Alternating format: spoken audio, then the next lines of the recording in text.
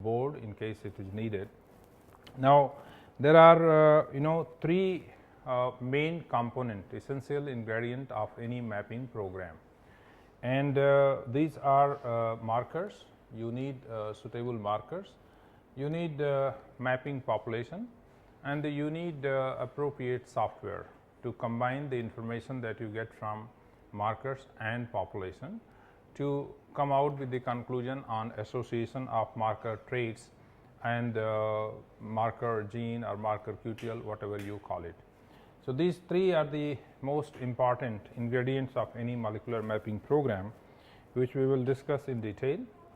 Now, for creating a genetic map, constitution of a map, the information that is generally required is that first you have to identify parents which are suitable. So, when I say suitable parent means there should be sufficient phenotypic diversity between parents, and two, there should also be diversity at molecular level.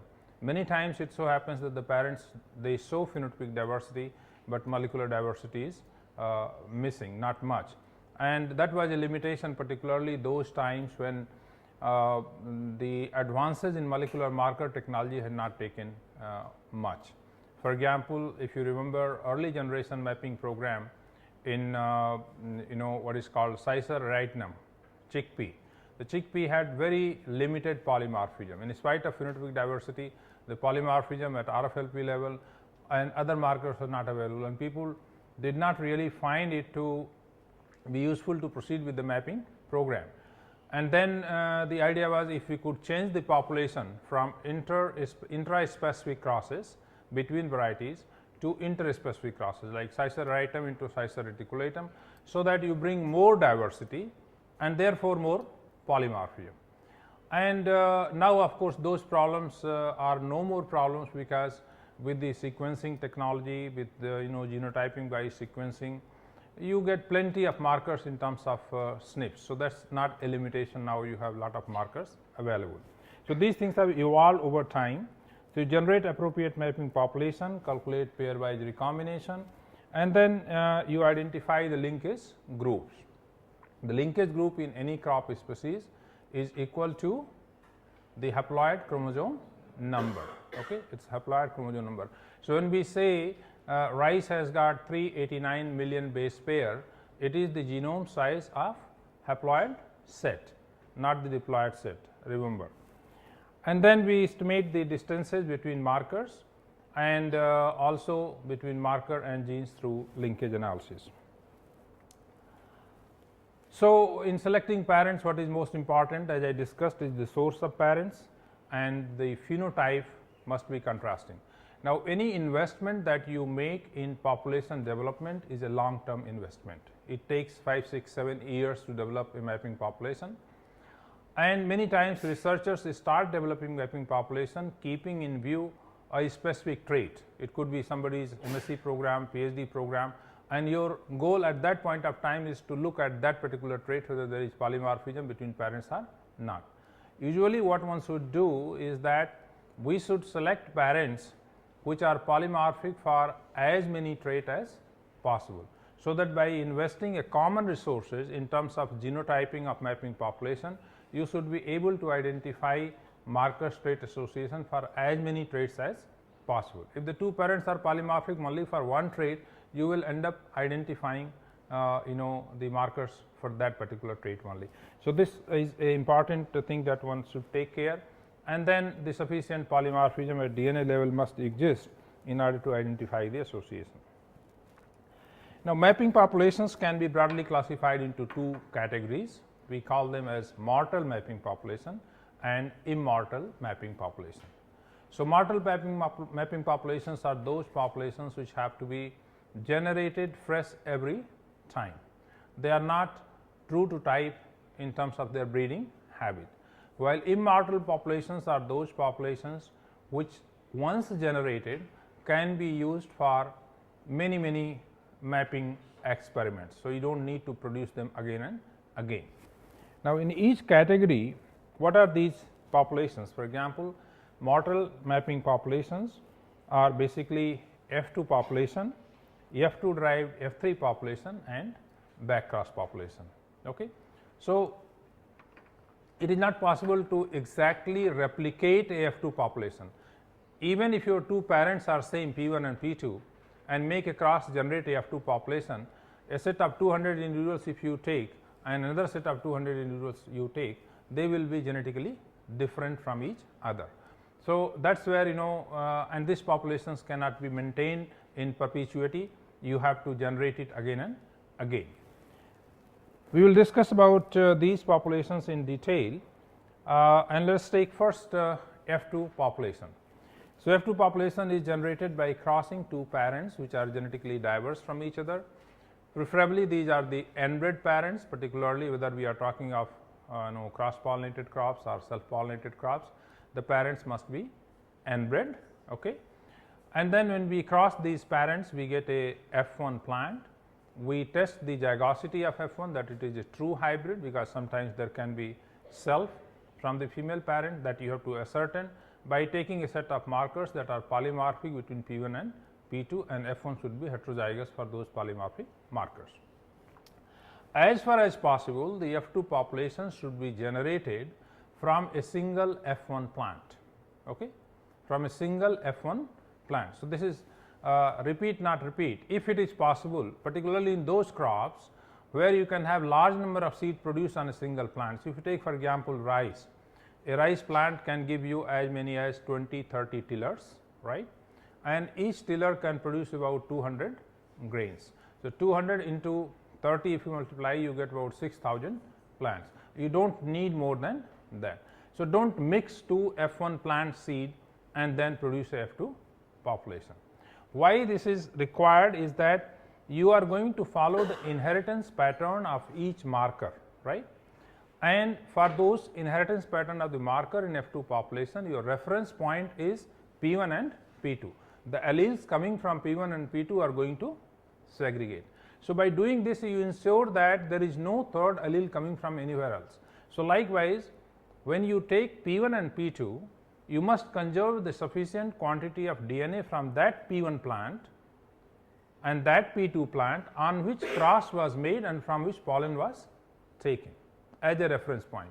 So, in all your mapping populations, when you put P1 DNA, P2 DNA and F1 DNA, this P1, P2, F1 DNA should be sourced from the same plant.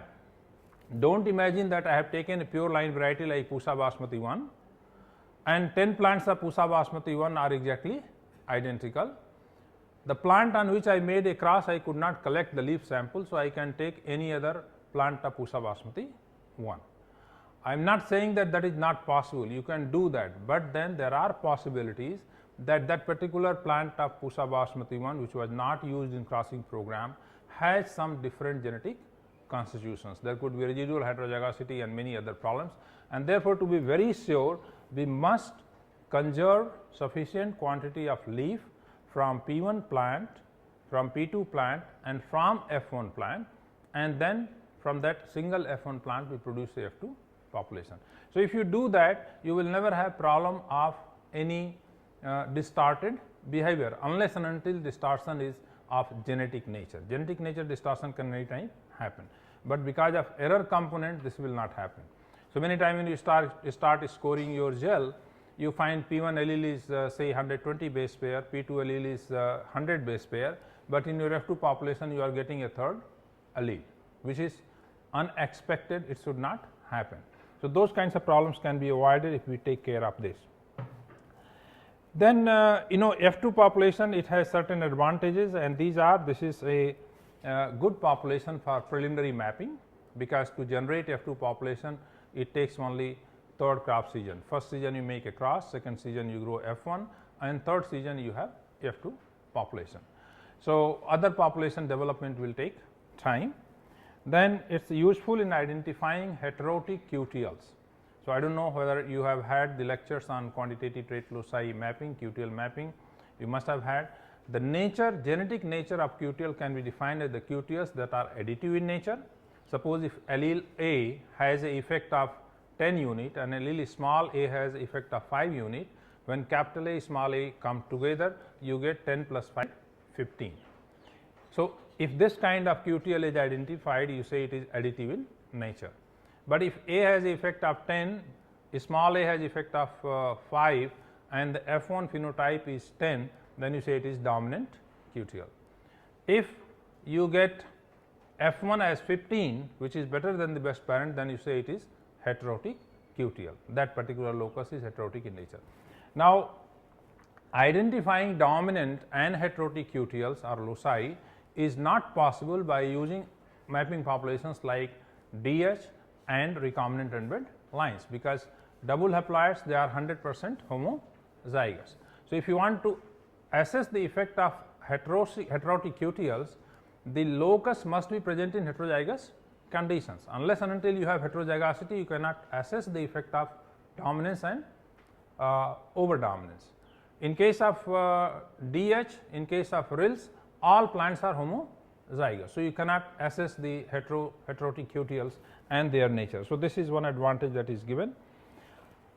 The other most important advantage of F2 population is that the recombination information that is obtained in F2 population is generated from both parents, because the same plant is used as female as well as male. So, recombination is taking place in male plant also and in female plant also. So, the amount of information that is generated in terms of recombination in F2 population is twice as much as the information available in case of DH lines. In DH, where from the DH population is developed, double haploid population is developed from anther culture. Okay. So, double haploidy only you are taking information of recombination from one parent, that is male parent, not from female parent. But in case of F2 populations, you get recombination information from both female as well as male parent. So, that has great advantage. Of course, it requires less time for development, and that is a great advantage. The certain disadvantages of F2 population, that linkage established using F2 population is based on single cycle of meiosis. So, what disadvantage it has? For example, you know the phenomenon of coincidence and interference, coefficient of coincidence, coefficient of interference. If a crossover has taken place in a region here, it will not allow a crossover in the nearby region. That is what we call as interference. So, there if a crossover has taken place here, it will prevent or it will have a suppressing effect on the crossover in the nearby region, and therefore, if you want to map markers very close to each other, because of suppression of recombination, that mapping will not be possible. So, when you go for multiple cycle of meiosis, as we do in case of recombinant endbed lines, the recombinations which are missed in F2 population, there is opportunity for them to happen again. So, this is one disadvantage, that the F2 population has got only single cycle of meiosis, and therefore, the mapping that we do, generally the window is quite wide, it is not very narrow. It is not an immortal population, and quantitative traits cannot be mapped precisely using F2 population. So, why is that so? Quantitative traits cannot be mapped because quantitative traits are highly polygenic in nature, they are influenced by environment, and to assess the effect of environment, you have to evaluate the plants in multi-location trials, multi-year, multi-location.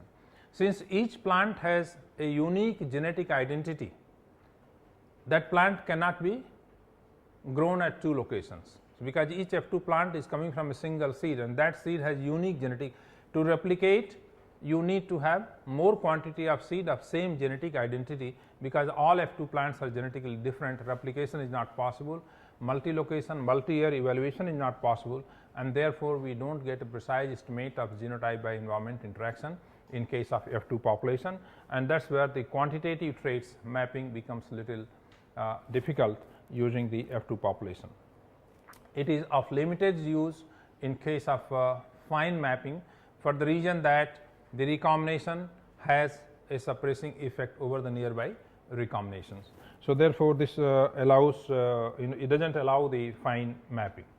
How does a typical segregation pattern looks like in F2 population for RFFP markers? Here, if you see, you can see here this is P1, this is P2, and these are, say, this is F1 type plants, this is P2 type plants, this is F1, this is P1 type, and these are, say, for example, P2, P2, F1, F1, F1. So, that is how you score them. You score them as 1 type, 2 type and 3 type. So, 1 is P1 type, 2 type is called F1 type and 3 type is called P2 type, and that is the data we feed in the computer, and then you get association. So, that is how a typical gel looks in F2 population. The next population we talk about is F2 derived F3 population. So, what do you do in this case? You have got suppose 300 F2 plants. So, from each F2 plant you harvest the seed and you grow a single plant progeny, okay, and the progeny may be 20 or 25 plants in single row. So, this F3 progeny derived from F2 plant. What are the advantages?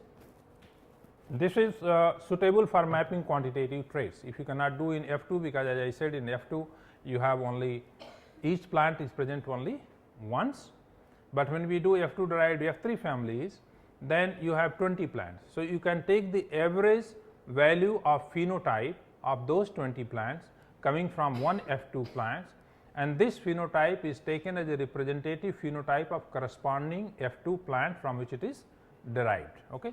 So, you get estimates of sampling error, and because you are taking observations on multiple plants unlike on a single observation in case of F2.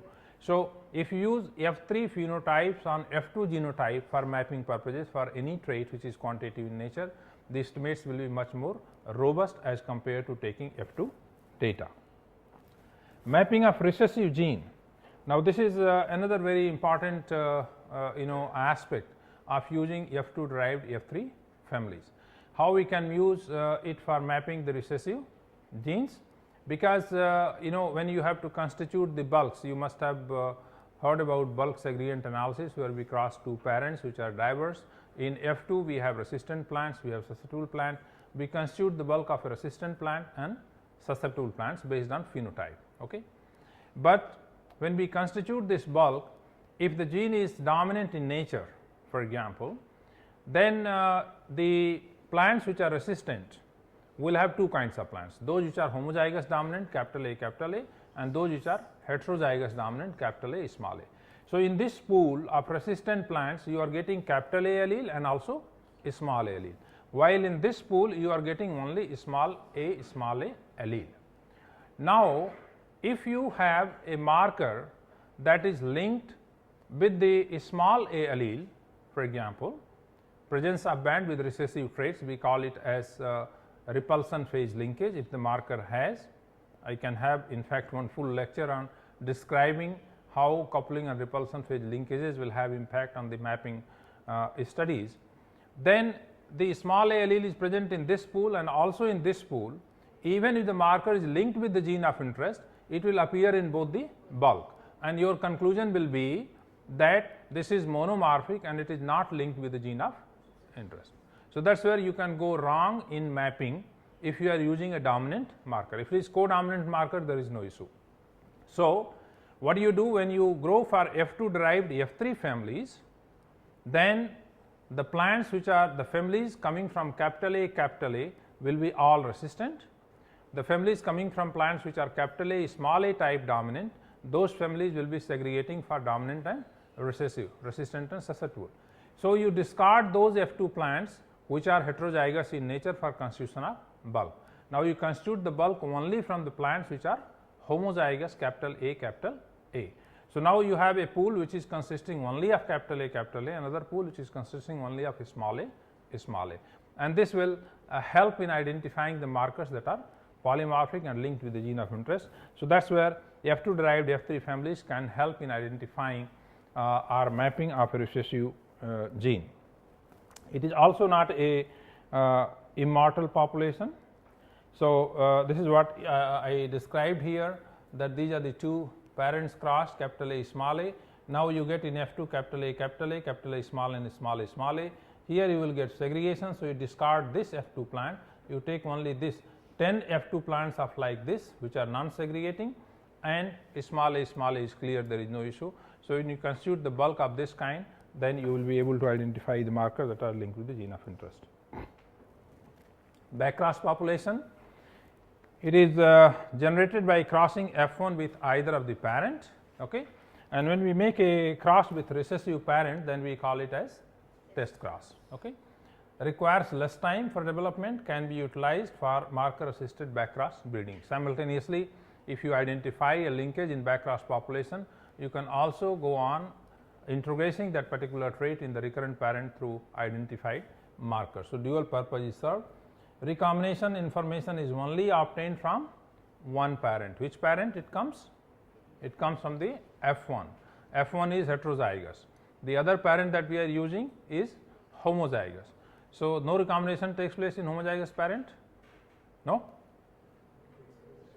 Tell me whether recombination takes place in homozygous line or not. It takes place, but we cannot visualize the result of it because both sides are same. Yeah. So, recombination is a biological process, whether it is homozygous or heterozygous, it will take place everywhere. But the effect or product of recombination event is similar to parental type, because the alleles are fixed as capital A, capital A, capital B, capital B.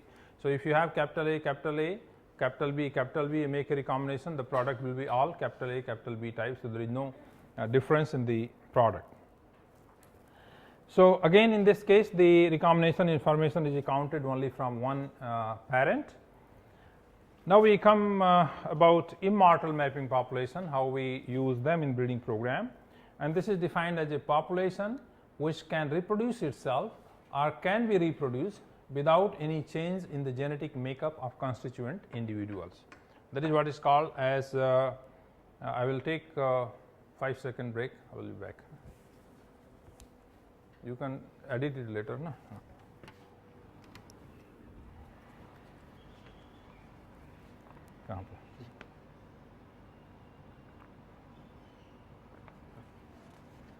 बस हाँ जी, thank you sir. Thank you.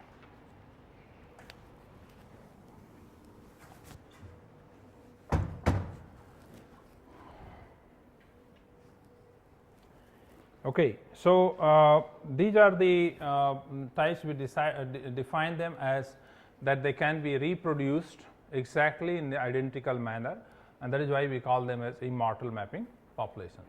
And these are of different types, which I will describe a little later. The first is doubled haploid or DS line, second is recombinant embedded lines or RILs, then immortalized F2 population.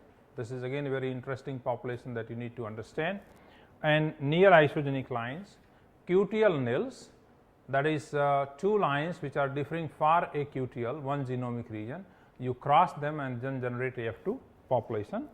Then you have nils F2, you can cross two near isogenic lines, and then intercrossing the nils you can develop a F2 population for fine mapping of the trait of interest.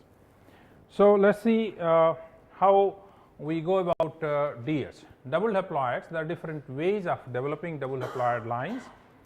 One of the most common ways is to go for anther culture, okay? And there are many crops that have very good response to anther culture, like rice and brassica. Large number of double haploid populations have been developed by Professor Deepak Pental group. Thousands of DS lines have been developed. Where you cross two parents P1 and P2, get F1 plants and then go for anther culture, you get haploid plant, you double the chromosome number by colchicine treatment, or sometimes there is a spontaneous doubling that happens, you do not need to go for colchicine treatment. So, you have a large number of DS lines from across developed, and then you go for genotyping and phenotyping those DS lines. What are the merits? That it is a permanent population. Once the DS lines are developed, they are 100% homozygous, they are not going to segregate, you can maintain them, produce seed, and you can share among different breeders, centers, you can do multi-location phenotyping and evaluation without any problem. The second is instant production of homozygous lines, does not take in RILs, it takes time to fix them, but here in one go you get 100% homozygous lines. Then it is suitable for mapping both qualitative as well as quantitative traits. So, if it is a qualitative trait, it will segregate in what ratio in double haploid population? It will segregate in 1:1 ratio, and if it is a quantitative trait, depending upon the phenotype and number of genes involved, you will have a quantitative variation.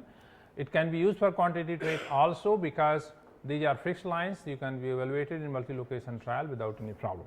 Okay. Recombination information utilize the demerits, it is only from the male parent.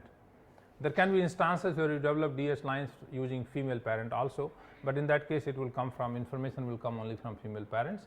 Non-availability of suitable haploid production techniques in many crop, this has been a limitation while DH production has not been feasible in many crops. So, it is a tissue culture response. Even for example, in case of rice, if you see the Japonica rices, they have got very good response to tissue culture.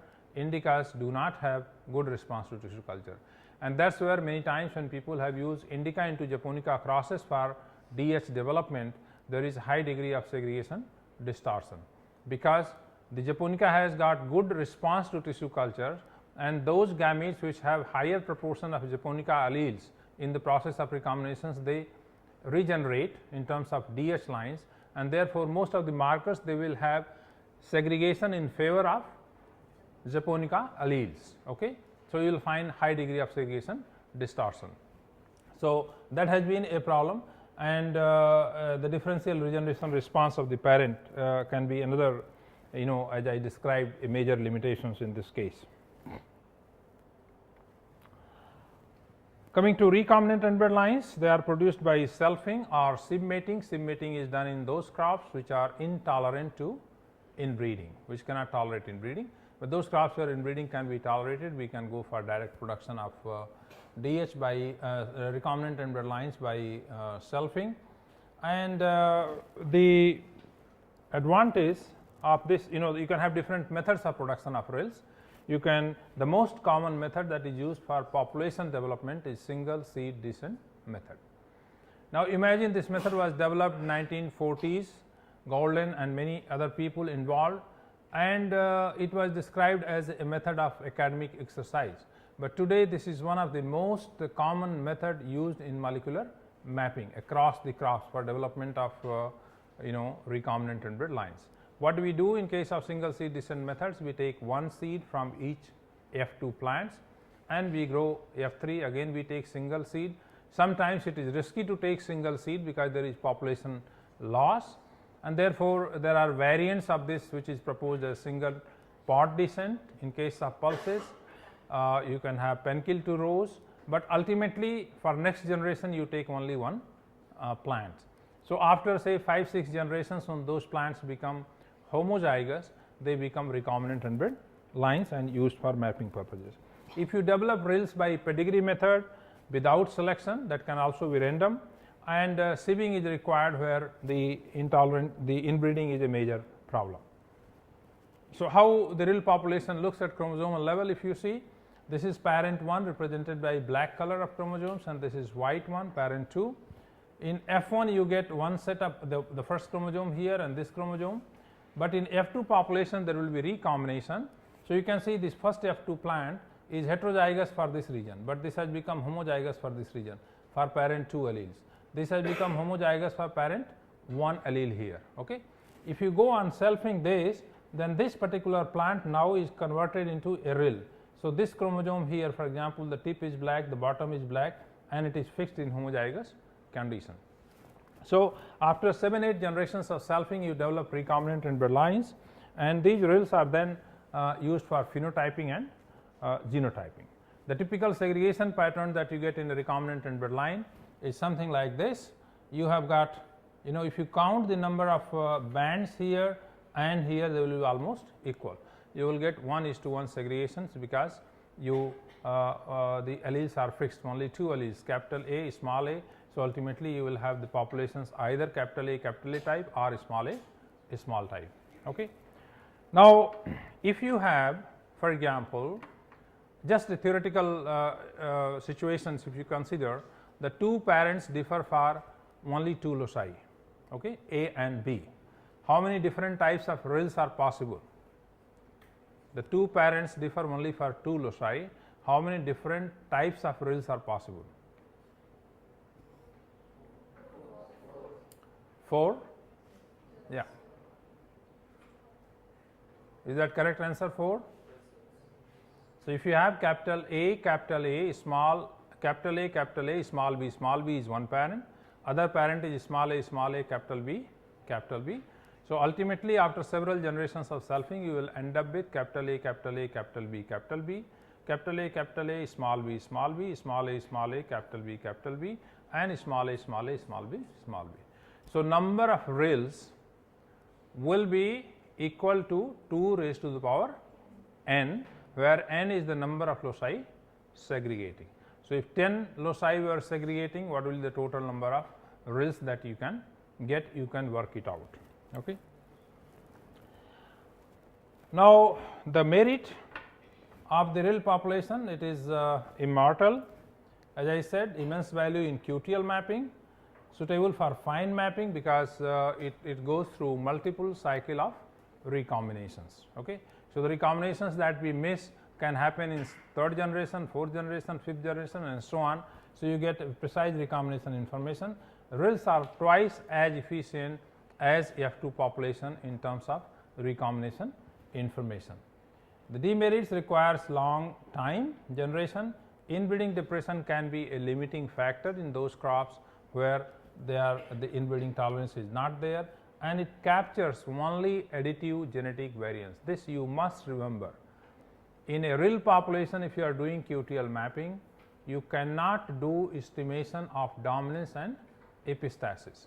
All the genetic variation in RIL population consist only of additive genetic variance. Why? Additive and additive into additive interactions, only 2 types, because RILs are homozygous, there is no heterozygosity.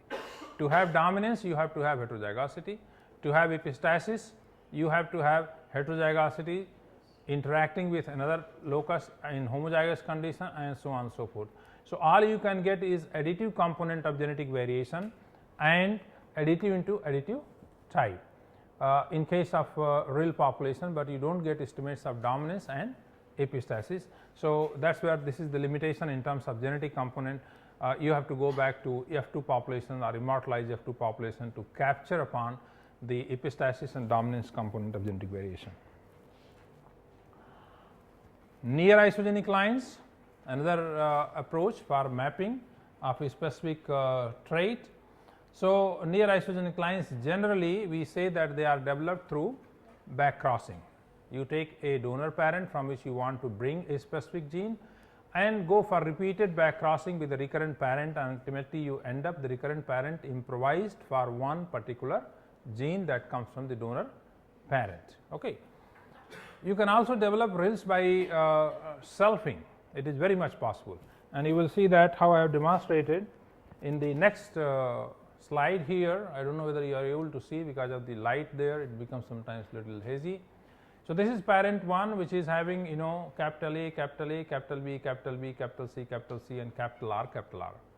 So, this gene under question is R locus, which is you are interested in developing a isogenic line. This is a locus for resistance. Okay. In addition to that, in background the 2 parents are differing for 3 loci A, B and C. Now, let us come to F1, all 4 will be heterozygous. In F2 you pick up any single plant. Okay.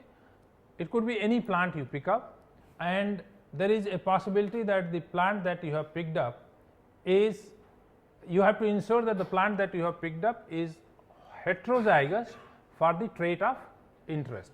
So, here for example, this plant is heterozygous for capital R, small r. Okay. This you have to pick up. Now, you will ask a question, if we have not mapped gene, how do we know whether plant is heterozygous or not? If you have preliminary mapping done, you have a marker identified, and now you want to proceed for fine mapping by developing isogenic lines, you have a marker with which you can identify.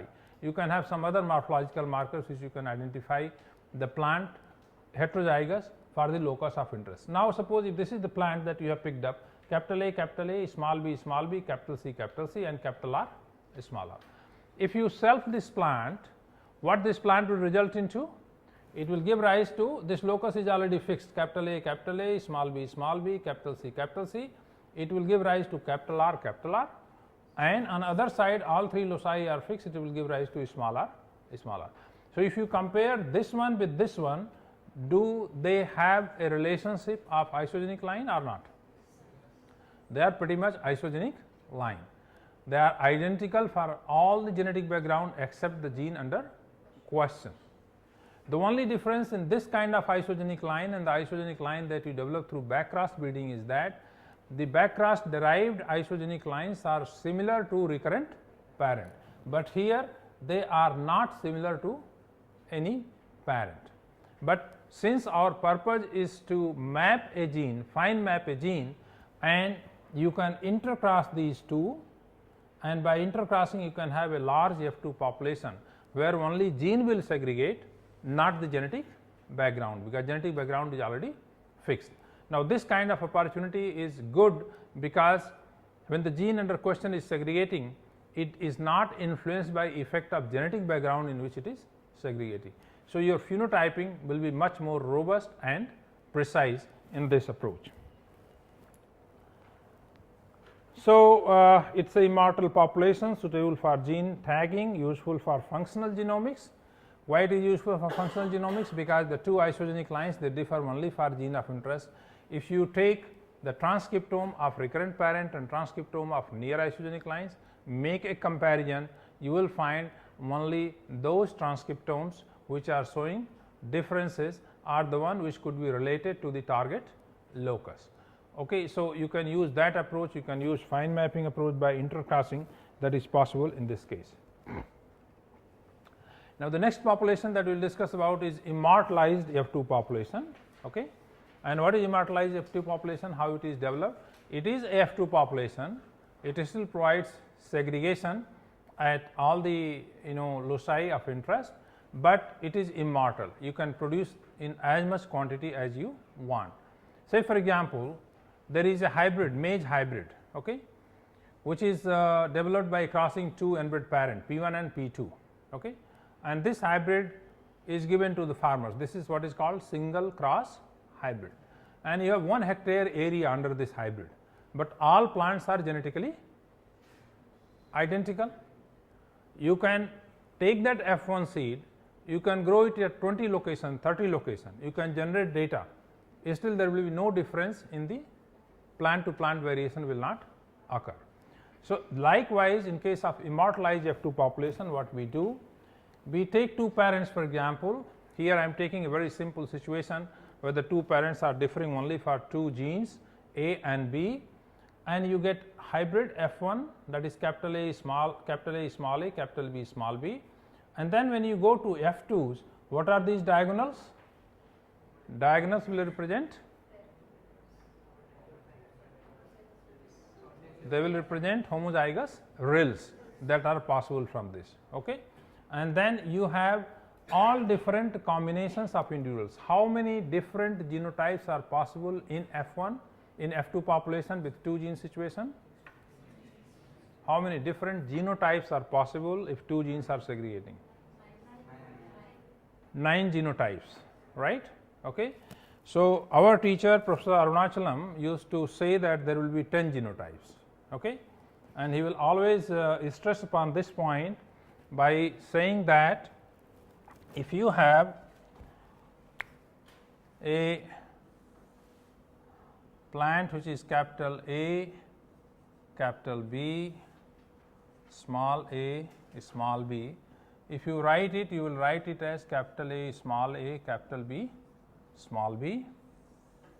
You can also have a plant which is like capital A, small b, small a and capital B. This also you will write as capital A, capital B, small b.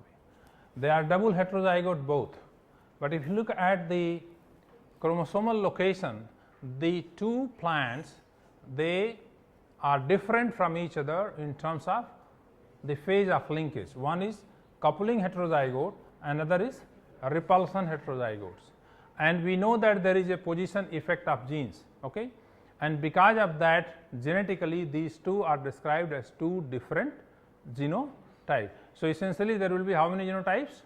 10 genotypes in F2 population of a dihybrid cross. Now, if you take that, then what we end up? These 4 rils you get. Now, these 4 rils if you intercross with each other, then you get, for example, what you get here, capital A, capital A, capital B is crossed with capital A, small b, it is crossed with the small a, capital B, it is crossed with the small a, small b. Now you get this genotype 1, 2, 3, 4, 5 and 6. 6 genotypes you get here, and what are the remaining 4 genotypes out of 10? Those 4 genotypes are the RILs per se, because they are also part of F2 population. Now in this case you get 10 genotypes. Since these are produced by crossing RILs, any quantity of seed can be produced like you produce in case of single cross F1 hybrid. So you should be able to produce each plant plenty of seed, and you can go for multi-location evaluation, phenotyping, and you genotype only the RIL population, and once you have genotyped these parental RILs, based on parental RILs you can deduce the genotype of the F2 plants. You need not to genotype them.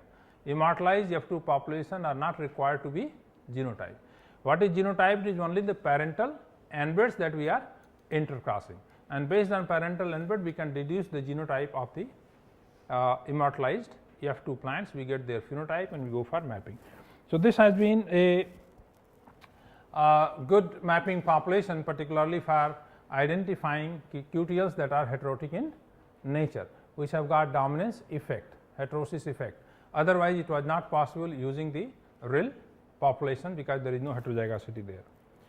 So I will not go into detail, I have described this. The next population type is CSSL, which is called chromosome segment substitution lines. How CSSL are developed? You take a recipient parent, you take a donor parent, and then you substitute the donor segment in the recipient genetic background, such that here, for example, this is a chromosome segment substitution line number 1, and there are 12 chromosomes in rise. Each rod is representing a particular chromosome. Now on chromosome 1 you have this much substitution coming from donor parent. Okay? The rest entire genetic background is clean, it is like recurrent parent. If you go to CSSL2, then you have this portion substituted from donor. In third, if you go, this portion is substituted. So by taking 3 chromosome segment substitution line, chromosome 1 is completely substituted in the background of recurrent parent. The chromosome 1 coming from donor is substituted in the recurrent parent background. So likewise you can generate for each of these chromosomes, and when you go for phenotyping with respect to a particular disease, for example, and if you find that CSL number 6, this one is showing resistance and all other are susceptible, that means directly you come to know that this gene is located on this segment of chromosome 2 lower part. Okay? So directly you can associate the genes with the specific chromosome by using chromosome segment substitution lines. Then we have 2 more populations which are called nested association mapping population and magic population, that is multi-parent advanced generation intercross population. And these again provide opportunity for understanding complexity of interactions in terms of component of genetic variances. So how a NAM population is developed? Nested association mapping population is developed by crossing founders, and the founders are nothing but a set of diverse parent, 25 we select, and those are crossed with one common parent. And then F1 is subjected to selfing by single seed descent method, and from each you develop about say 250 recombinant embed lines. So 250 into 25 crosses, you get 6250 recombinant embed lines, where the genome of a common parent is nested among in the genome of 25 diverse founders. Okay? So that gives you effect of interactions by using this as a mapping population. Development of magic populations in rice, that is multi-parent advanced generation intercross populations, has been extensively used, where you cross a parent A with B, C with D, E with F, G with H, then you go for 4 parent crosses, and then ultimately you get a 8 parent cross, and 8 parent cross is then self to produce the recombinant ended lines. So, it will not be just one 8 parent plant, single plant, that will give you all genetic variation, because the single plant will not be able to capture the allelic diversity in 8 parents. So, you will have to take number of plants, each one has to be self, and then the constituent populations will have the diversity coming from 8 different parents, and it is confounded in each other, and therefore, you can have estimate of complex interactions. So, overall, if I summarize, you cross a parent 1 with parent 2, you get F1. It can be subjected to back crossing to develop near isogenic lines. It can be subjected to selfing through single seed descent method to develop recombinant ended lines. It can be subjected to anther culture to develop the doubled haploid lines. Now, these can be used as immortal mapping population. They should be characterized for the target trait, and then they have to be molecular characterization to be done, and then you put the information from the molecular characterization and the phenotyping to identify marker trait association, and you go for marker assisted breeding and map based cloning of gene. The near isogenic lines can also be used for functional genomics study. So, this chart just summarizes how we can organize the mapping population, what is their specific feature. Long back, so far it was a dream that I visualized, it still has not happened, that these activities of mapping population development, characterization, genotyping, etc., has to be shared responsibilities identified by different groups. So, for example, development identified centers, trait characterization, we can use the network of all India coordinated projects, hotspots for a particular disease and so on. Molecular characterization, again identified centers are by outsourcing, which we are doing mostly. Molecular mapping, again identified centers where there is strong component of bioinformatics available, and then marker assisted selection. All breeding programs should have capability in terms of doing marker assisted backcross breeding. If the genotyping facilities are not available, that should be made available through outsourcing program, and all these RILs developed, they should be conserved after they have been identified with specific traits. Markers have been identified, the data is published, it should be conserved in the National Bureau of Plant Genetic Resources. So, that tomorrow some new disease becomes important, you should be able to take out that RIL population, do genotyping data is available, only you need to do phenotyping if the parents are resistant for that particular disease, and then you can go for mapping. Say for example, fall armyworm. Nobody ever knew that fall armyworm will become a serious problem in maize. Now, it has become a problem. So, if we have a mapping population, somebody can just take it out and go for mapping, identify the genes if the resistance sources are available. So, this was in brief. I wanted to tell you about the types of mapping populations, how they are developed, what are their merits, demerits, how we characterize them, and how we make the use of information from the mapping population that is derived in terms of marker trait association, marker assisted breeding, cloning, characterization of genes, functional genomics, and so on. So, I would like to thank all my colleagues, all students and SRFs who are associated with our group and make tremendous contribution. Now, I would be very happy to take questions, and I am sure you have some questions. Feel free to ask if you have any questions in this context, please.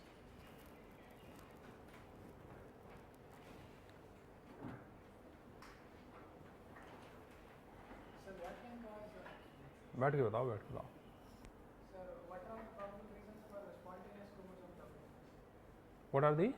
What can cause spontaneous chromosome doubling?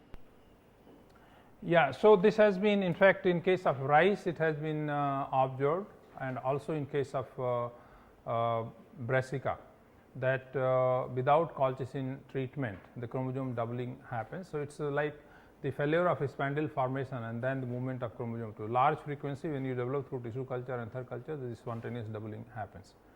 So, the whole complement moves to one pole, and then you get the doubling of chromosome. So, for prime mapping, we use nearest reach and CAAST. Is there any criteria to in which condition, which population? So, fine mapping question arises when you know about the gene, right, that which gene you want to fine map. First you have done a coarse mapping of that gene, now you want to fine map. So, that means to say that you already know the location of gene, you also know the interval in which the gene is located. The best way is to intercross the near isogenic lines. One has the gene, other does not have the gene, the remaining genetic background is same.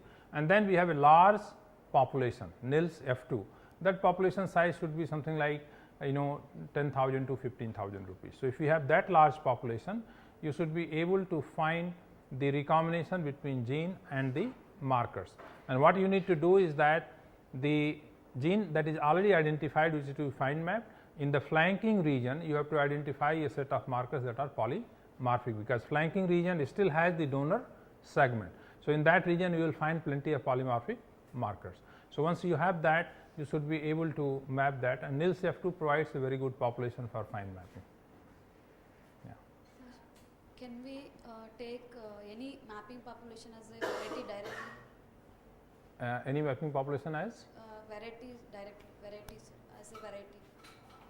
Oh yes, that possibility is there. We had a population NPT 11 into Jaya, which was for yield and yield component developed in case of rice, and from that population we entered some 2-3 lines into the ICAR trial, although they were not released, but there is always a possibility that you could get. Yeah. Sir, but that is not the purpose. Purpose is identify the marker trait association. Yeah.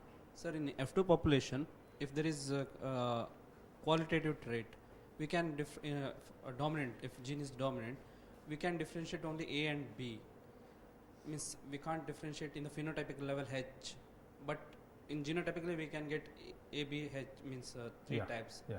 In analysis part, how can we correlate this?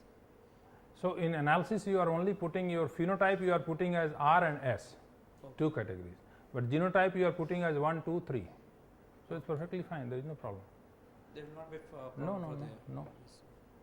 So, your phenotype is as resistant and susceptible in qualitative trait. The genotype you are putting as 1, 2, 3. That is perfectly fine. Sir, what is the range of near isogenic? That means whether it's range, that means 1 to how many, if 2 genes is differing? Yeah. So, we generally say isogenic line, which differs for a single gene, okay, and near isogenic lines, the term is used. These are 2 different terms. Near isogenic lines used when differences are not just 1, it could be a few differences. Okay. So, generally it is very difficult to create isogenic line except for when you do, for example, genome editing, where you do a target alteration of a particular locus and no other change happens and there is no off target, or you do transgenesis, whether you do transgenic development, insert one gene and without altering, although there also some clonal variation will come.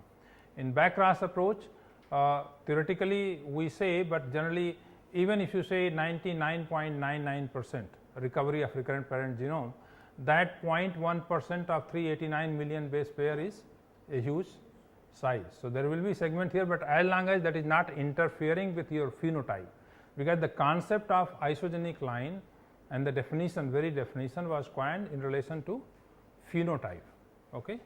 So, as long as your phenotype is quite uniform and the phenotype is differing only for one character, not other, you can call it as isogenic lines if it is 2-3 character differences. But now you see the tools and techniques are available that you can precisely see what is the donor segment, and that is why if you take 50K SNP panel to genotype nils and you put that on the map, you will find that there are so many stars here and there, and those many donor segments are still present. Practically it is not possible to weed out those donor segments irrespective of how many backcrossing you do, but as long as your purpose is served that all characters are exactly identical to, similar to recurrent parent except for the trait that is introgressed, your job is done. So, another question is in some crops number of seed in F1 is very less. So, so there of course you can go for taking multiple plants. There are many pulses where you have the limitations of seeds. So, you can take multiple plants, but the only thing is that don't immediately bulk. You can grow single plant F2 progenies 50, 50, 50, maintain them separately, look at the segregation pattern, ascertain that yes, this is not self by marker analysis, also by population phenotyping, and then you can go for putting together.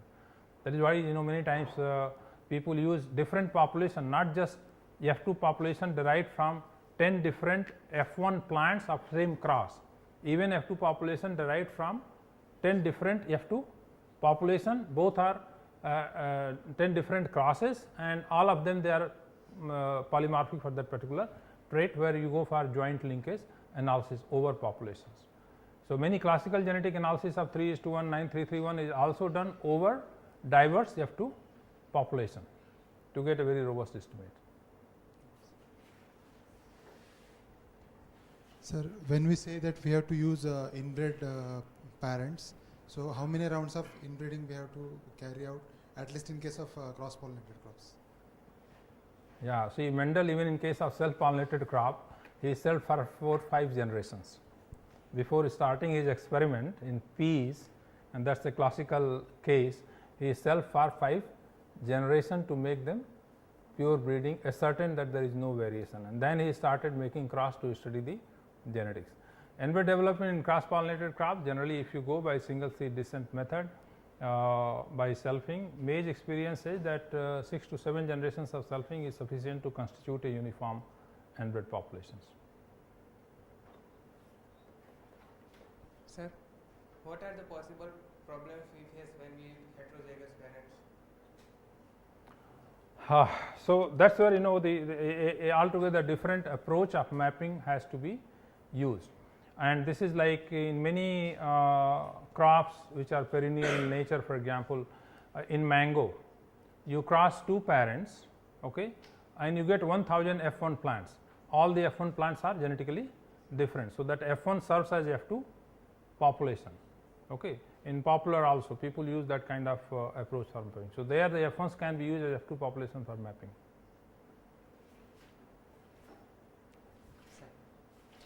During the development of magic population, we need to select 8 parents. Different. Is there any criteria for that selection? If it should be in same trait or different traits? Yeah. So, obviously there is a criteria, and the criteria is that it should represent sufficient diversity in terms of their origin, in terms of their phenotype, in terms of adaptation, molecular diversity. So, and as many traits as possible, not just a particular trait. Generally we take such populations for yield component and quantitative trait related issues.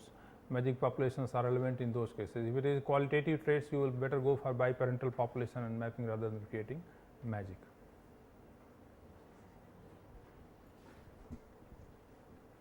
Sir, does linkage map information differ when we use different mapping populations, and if so, how? Yeah. So, linkage map distances definitely will differ with reference to the same marker traits in different mapping population. It will differ definitely, because what we are mapping is basically the recombination events between marker and the trait, and recombination being a biological process, you cannot have precisely the same recombination events in 2 different parents. Okay. So, to that extent, and also sometimes there are recombination suppressors. If you have a particular parents where there are some heterochromatization is more, which acts as suppression of recombinations, then you will have either overestimation or underestimation of genetic distances that you get between 2 loci. So, it is likely to vary, and we have at least done, for example, mapping of gene for fertility restoration in rice in 3-4 populations. The differences has been from 4 centimorgan to 7-8 centimorgan. That much of difference has come for the same gene, and the same marker is also same, gene is same, but the different populations, the differences are there in terms of distances, genetic distance. Okay. Not convinced? No, then which is the best mapping population? No, so you see we are still away from the gene. That is why we have to go for fine mapping. Once you go for fine mapping, increase your population size, homogenize the genetic background, then your phenotyping becomes perfect and the estimates becomes more precise.